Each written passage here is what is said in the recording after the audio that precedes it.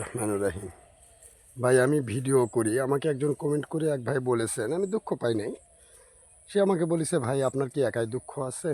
না ভাই, সব মানুষেরই দুঃখ আছে, দুঃখ সবারই আছে, তবে ছোট আর বড়। কারো অর্থের দুঃখ, কারো স্বার্থের দুঃখ, কারো বেইমানির দুঃখ, দুঃখ বহুত রকমের আছে ভাই। কিন্তু আমার দুঃখ এবং আমার কষ্টের কথা হয়তো আপনি জানেন না, বিধায় আপনি আমাকে এই কথাটা বলেছেন। কারণ পৃথিবীতে সবচেয়ে বড় কষ্ট এবং বোঝাদায়ক জিনিস, সেটা হলো বাবার কাঁধে সন্তানের লাশ।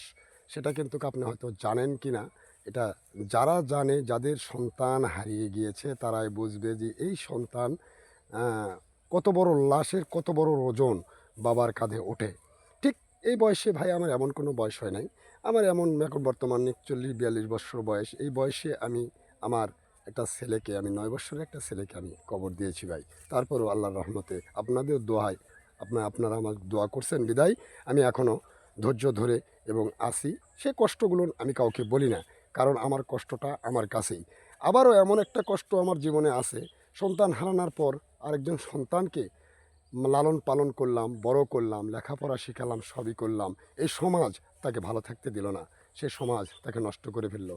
আজ মনে করেন বিশাল একটা শিক্ষিত বিয়ে পাশ একটা ছেলে আমার জীবনের চেয়েও বেশি প্রিয়, আমার সন্তানের মতো। সে সন্তানকে যেটুক ভালোবাসছি আমি তাকেও সেটুক ভালোবাসছি বলেই আমি তাকে বিয়ে পাশ পর্যন্ত করাইলাম।